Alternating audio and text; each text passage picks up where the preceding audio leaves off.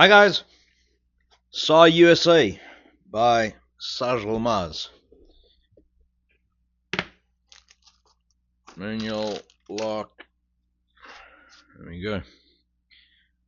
So what we have here is a SAR K2-45C. Now you also just get a K2-45, and that's got a longer barrel. This is a 4.2 inch barrel, and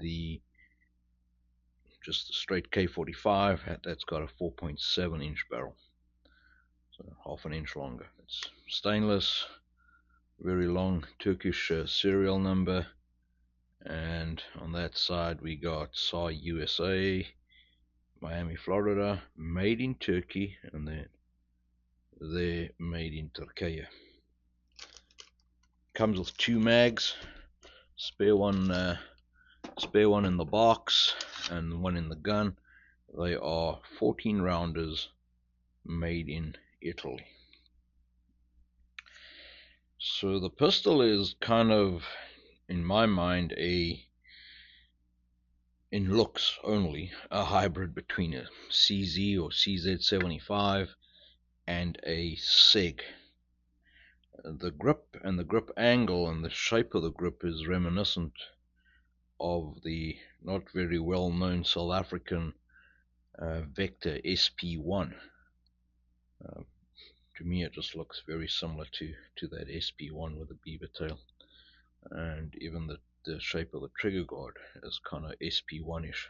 Controls are pure CZ or CZ75, safety, slide release, and then what makes it more CZ like is that it's also got inverted slide rails like the CZ, where the slide is running inside the frame rather than the other way around, the way most other gun companies do it. It's got adjustable sight at the rear for elevation, and also windage. It's got a windage screw there, elevation screw there, and then the front sight comes in, I'm going to say probably more like a Tanfoglio, where it comes in from the front like a CZ, but then it's got a roll pin to locate it over there. I'm going to pull it apart so you can see what it looks like on the inside. Line up the dots like on a CZ, press in on the slide stop at the back, and then pull out the slide stop, and then typically CZ or Tanfoglio for that matter. Okay, the frame is pure CZ, probably more Tanfoglio with the way the spring on the hammer bow works. It's got that little spring that's held in by that spring or pin through the mag release over there, and the mag release is swappable, so you can put it on the other side if you're left-handed. The sear cage and the way the ejector works, typically CZ. It's got a roll pin there like a Tanfoglio.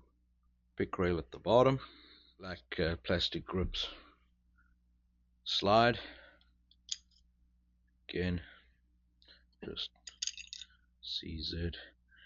The way the lockup is done, it doesn't have the locking lugs on the top of the barrel. It locks up on the ledge of the chamber, more like a SIG and probably in a Glock.